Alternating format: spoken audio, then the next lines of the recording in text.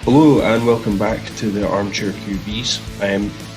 This week we are going to be having a little roundup of all the news and goings on that have happened in the past week since our last episode, and we'll also be having a look at myself and Dan's AFC and NFC Championship picks.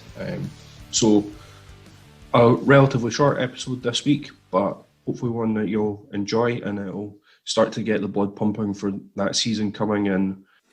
I'm very excited. So let's get into it. The big news this week, Yannick Ngakoue traded away to the Vikings. He finally got, what he's been asking for a long time. This has been brewing, but we've kind of seen I think in the aftermath of this, just the destruction of the Jags that has happened since they got to the championship game. It's absolutely unbelievable, isn't it? Yeah, we always talk about rebuilds. We never talk about deconstructions. And that's essentially what's happened to the Jags since 2017. And the difficulty was that they were successful in 2017. And again, we've touched on it with other teams. When you have that success, let's say the Titans from this year, you feel the need that, we've had success with this team, this head coach, that we need to keep it as much as possible, rather than accept that was the circumstance of that year and still projecting forward. So, the Titans have kept Tannehill, they've kept Derrick Henry, and I've been arguing that they shouldn't have done that. You go back to that 2017 success that the Jaguars had, and the decision to keep Bortles, even though he was a complete game manager during that period. I think he had a couple of good games, that was fine. But over the course of the season, you couldn't say he was anything more than what the other parts of the team were around him. And so he was the successful figurehead of that. But they decided to keep Bortles rather than then go on and potentially draft a quarterback. Well, it's just quite a strange one, because I think Ngakoue has tanked his value during the off season. It obviously came down to quite a fine. The season was about to start.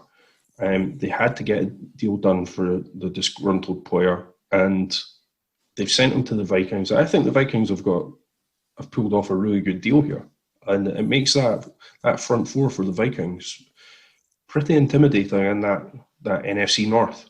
I don't think Aaron Rodgers will have been too happy when he saw the news come across the trade wire. Well, I mean, certainly they've got Danielle Hunter, who's, I think, underrated for the work that he does there in that Minnesota defense. So now they've got two proper bookends either side of the line. That's going to, cause protection issues for everyone that plays at the Vikings. And Zimmer will cook up some of his intense pressures, but it will be to isolate Ngakoue or Hunter on either side and just let them go after it. Some people have a difficulty with the fact saying that Ngakoue isn't good against the run. You don't want him to do that. Let's not kid ourselves. He's not. I don't think he's an elite pass rusher, and I think the fact that he's only gone for a second round pick is probably right with a conditional other pick. I think it was either fifth, possibly raising to a third. But you don't want Yannick Ngakoue to play the run. You want him to be able to pin his ears back and go after the quarterback. And in Minnesota's defense, I think he'll be allowed to fill that role. And so I think it's a good fit for the Vikings. Ngakoue really wanted out of Jacksonville. I think it became quite apparent that he just was not going to play. He would report by the 10th game to make sure that he got his accrued year if they were forcing him to do that. But he's taken a significant pay cut and moved to a state where there's a hefty income tax compared to where he was in Florida. So he desperately wanted out of that building. I think there's problems in the Jags that go. We all thought that it was kind of linked to Tom Coughlin. They got rid of him. Doug Marrone's a bit of a lame duck head coach going into this year, but there's another factor which I mentioned this, at the start when we were talking about the draft, and you and Dave kind of poo-pooed it a little bit, but I think my take was slightly wrong, but there is an issue. The head of the Jags analytics and like scouting is... Don't talk about the Sun. Don't talk about the Sun. Tony Khan, he's just... I just think he's not got his eye on the ball at all. I think that he needs to focus on one job, and he's not doing it. And I think like the fact that they're in the past year, some of their decision making there has been coming from that department has been absolutely atrocious. Well, the difficulty you have to understand is who does is it Tony Khan? Is it Tony Khan? Yeah, who does Tony Khan report to? Well, he reports directly into his dad. Right. And so is that not a problem when he doesn't report to the GM, Dave Caldwell? Yeah, it's like he's effectively a second owner. He's got a lot of power there, but I think they need to look at getting somebody else in to run that department. I think they have to look at someone else to get into running the whole entire team. I mean, Dave Caldwell. I mean, regardless of the fact that Tony Khan doesn't report to Dave Caldwell, when you're serving so many masters, players aren't going to respond to that. Especially, he should not be getting into Twitter spats with Yannick Ngakoue. Full stop. That's not what his role as head of the freaking analytics department is. Okay, so it doesn't matter if he's the owner's son or not. Dave Caldwell, however, is somehow in a job after the following first-round draft picks. Blaine Gabbert, 2011, and he was traded 3 years later. In 2012, you picked Justin Blackman, and he hasn't played since 2013, even though he's still on the roster somehow, suspended. In 2013, you picked Luke Jokel. He hasn't re-signed him after 3 years. They didn't even pick up his extension. 14, Bortles cut him after 6 years. 2015, Dante Fowler didn't re-sign him after 3 years, and he was off he traded him to the Rams and then went to Atlanta, and then he's got Jalen Ramsey, and again he's traded him. And then 2017, he's picked Fournette, and we'll come on to Fournette, who he's just cut. So that's 6 years in a row of failed first-round picks and 2 rebuilds, starting with Blaine Gabbert, then starting again with Blake Bortles. So how Dave Caldwell is still a general manager of a team in the NFL, I'm not quite sure. I'm just so perplexed by this culture in Jacksonville that's driving people out. Like I just don't understand what's going on there. Well, if it was Coughlin, why did everybody still want out? If it was Coughlin, why did everyone still want out after the season had ended? That's what, that's my question. That's what was making me scratch my head a little bit. Like, what's going on there that everybody wants out, even though apparently, it was leaked to the media and everybody that the problem was Coughlin. He was the one that was annoying all the players, and they got rid of him. So you expect that to smooth everything out. He was also the scapegoat because they said that there had been, no team had received more grievances against them than during the period of Tom Coughlin being at Jacksonville. So the players absolutely hated the regime that they had installed there. So it doesn't seem to have changed. But at the same time, being part of an NFL team, is a massive thing for people. So, but when you make it so inhospitable to be there, it's very, very difficult to continue. So they've got mass changes coming. We might talk about some head coaches that are going to be on the hot seat. We've already called them a lame duck. I think even since our draft episode, which is our second episode, we've been calling Doug Marrone a lame duck. And so it's not quite sure what the rebuild is looking like for Jacksonville going forward. But you would hope, from an outsider's perspective, that they just tear it to the ground and maybe perhaps do something like what Carolina have done in the last kind of 12 months.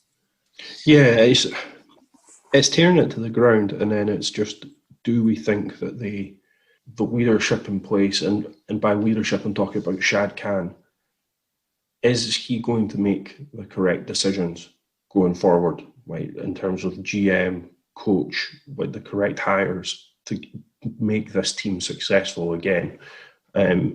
And that's something I'm not sure about. It has been said that when you get a new owner that comes in to any sport, it can take them around like 6 years to finally figure it out. and then make a mark on the team positively. So maybe, I don't know, I think he's maybe entering into that window. It would be his third coach now, if they get rid of Marone. So I don't know, it's a very strange one. Sticking with the Jags. Well, just before we start with that, do you think that, the fact that Shad Khan's got the strange obsession with the Jags and Britain's got anything to do with it? No. Right. Okay.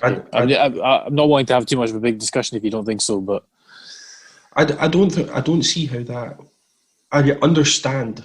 I actually think that's one of the smart decisions that he's made, because he saw, in Florida, which is quite an oversaturated market for NFL teams anyway, because you've got 3 in the state. You're also competing with all the colleges. So how are you going to get fans to support this new expansion team? Okay, let's actually try and build an international fan base so we can get more people flying over to come and watch us. I thought that was actually quite a smart move. I thought putting a swimming pool in the stadium was a very good move, but maybe I'm too small time. No, I agree with that as well. But I do think that was a smart move by him. I just don't think you took that far too seriously. I was joking. No, I 100% will be going to Jacksonville and going into that pool. That is, there could be nothing better. The dream. Yeah, I just think it's a weird, the on-field product hasn't delivered, and I think that's where he's failed. Yeah, but that's because the off-field organisation has been so disastrous. Yeah, and that has to go. It falls squarely on him, and I think that's an area he needs to improve on, and hopefully he does it with his next hires. Gus Bradley's tenure was one of the worst tenures of a head coach ever in the NFL, and Doug Marone's had one good season, but it's not really gotten any better since then. So I think they have to have a real deep look into what they're doing behind the scenes and make some significant changes. So they were also in the news because they decided to cut Leonard Fournette after his third year in the league. Again, this was quite an interesting one. You were talking about some of the decisions that they made. They did decide to take Fournette in that draft because they wanted to see what they got or what they had in Blake Bortles, passing up on the chance to take either Mahomes or Deshaun Watson in the process. So it never rains, but it pours for poor Jacksonville fans. Yeah, and he's now the poster child for all you analytics darlings, saying that it's absolutely ridiculous that you take a running back with a top first-round pick. The difficulty is that he perhaps was projected to be better than he actually was coming out of college, because coming out of college he had his sophomore year and all the highlights of running over people in the SEC. But the analytics tells us that he doesn't make many people miss. And in the NFL, it's about making people miss rather than knocking them over. And he's not as physically imposing as Derrick Henry, has not been able to sustain that. And the big stat that's coming out is that, his yards after contact was basically minuscule. He would, 3 yards and then fall forward for maybe half a yard. He wasn't even falling forward for 2 yards. So, his production numbers look all right, but the volume that he had makes it worse than it actually is. He also just was obviously, he was one of the ones raising grievances against the team. He got suspended for that fight in Pittsburgh, and so they voided his money for his last year of his contract. Again, not a great situation. They were pretty harsh to him in saying that when they released him that they had tried to trade him and they couldn't get absolutely anything for any value. That almost guaranteed that he was not being claimed on waivers. And so he's now a free agent trying to find a job maybe 10 days before the season starts. So he was never going to get claimed anyway because his salary for this year was so high. I'm still not sure how, given the fact that Jacksonville had voided his guarantees in the last year because of the suspension, how that would have affected any team claiming they would still have had to pay us contract. $4 million for this year. So that was the biggest. I figure that, and when we discuss running backs later on, I've no doubt that his name will pop up into what running backs are earning this year. $4 million is probably too much for what you're getting, and especially when they say no one was claiming him, and they would be able to renegotiate with him as a free agent and give him maybe $1 million, if that, to come on the team. So it's not a good situation. When it worked in Jacksonville, it was as part of a cohesive unit that was working together. But he wasn't, the bell cow taking them to the AFC Championship game. He was just a part of it. So the landing spots are thin, though. I mean, what teams are you looking at where you might possibly go this year? The only team that I think really makes sense for him is Pittsburgh. Yeah, that was something that crossed my mind as well. New York, the Giants, is when I was having a look at some of the rosters and trying to think where does his style and where would he fit in. And as a change of bit of pace, big back in New York, I could see him getting a roster spot because he's not going to be effective on special teams. He's not a third down back. And in New York, after Saquon Barkley, you've really got Wayne Gallman and then a bunch of nobodies. And Dave Gettleman likes the run game, likes a bit of variance. He likes, big athletic bodies. He might be willing to bring Leonard Fournette in to be that kind of, bruiser back and allow Saquon a little bit of rest, but still get that kind of, hulking presence rather than, the kind of slightly fleet of foot Wayne Gallman. So here's what I've just thought of. Detroit. They're number one on their running back depth chart just now is Bo Scarborough. No, that's not. I mean, they must have. They got Kerryon Johnson and they just drafted DeAndre Swift and they got Bo Scarborough. I would be pretty surprised if they brought him in to add to that because I think you're getting the role that Leonard Fournette would give you from Bo Scarborough, and again, he's probably only getting about 3 yards and a bit in a fall forward. Yeah, no, it was just because he's Bo Scarborough's not actually been training much this off season. He's been held out with a couple of I think it's like some soft tissue injuries, but it was just one that I saw and I thought actually that could work, but you're right. With the opt-outs, I've seen Kansas City be mentioned to give a little bit more of a kind of veteran presence rather than relying on Edwards-Helaire throughout the whole season. I don't know if that's a fit, but certainly you could see him popping up in that role. Again, it's about teams that run power gap schemes rather than anything else, I think. And I can see the Giants doing that. I can see Pittsburgh doing that because John Connor has been a little bit nicked up last season and they might want some insurance behind him. But again, it's about whether or not he's willing to play for, pittance. And quite frankly, I think Leonard Fournette should be given some wise advice and say, you should take any job that you can right now because you're not going to get anywhere near the $4 million that you were supposed to this year. The only way he's going to get that is through arbitration and his grievance that he's filed. What about Philadelphia? I'm just having a look because you could kind of fill that LeGarrette Blount role that they had when they won the Super Bowl. They've got Elijah Holyfield as a fourth string back. I don't know. Maybe that's a spot you could put him in. Sorry, Elijah who? Elijah Holyfield. Yeah, thank you. Sorry, I don't know what you said the first time, but that is Evander Holyfield's kid from Georgia. He played college at Georgia. So massive lad. Yeah. I think he's been hurt a little bit by the fact that in that same, I've mentioned the quarterbacks that they passed up on to get him. But they also passed up on Christian McCaffrey, which is, when you've got a much better chess piece, like even running back, available and you've whiffed that badly on it, I think it just always sticks out a little bit more. And well, you got to again, we're doing it with 2020 hindsight because when the draft was coming out, the whole discussion was between Fournette and McCaffrey was McCaffrey can't run between the tackles. That's been proven. That's just been proven wrong. And his explosiveness is far more valuable than what was perceived to be Fournette's ability to run between the tackles and be a powerful hulking back with with extreme athleticism.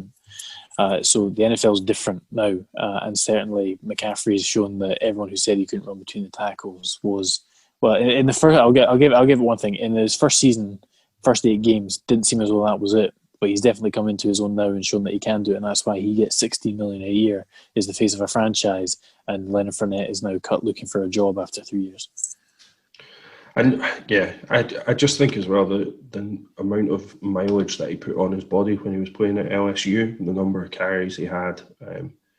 There's a couple of issues with Fournette. His pass blocking is not really that great.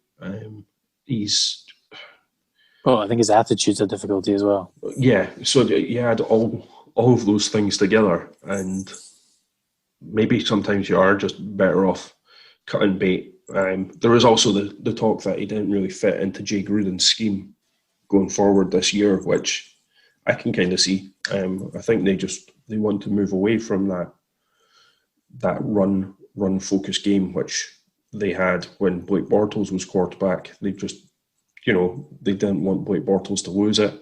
They wanted to rely on the run to manage the clock and minimise the amount of mistakes. And they're going in a different direction now. So it'll be interesting to see how this season pans out for them. But I think it was shocking at the moment when it happened, but were we 100% surprised?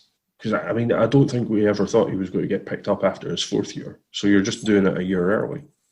I don't think it was shocking. I think when it came out, I was like, yeah, all right.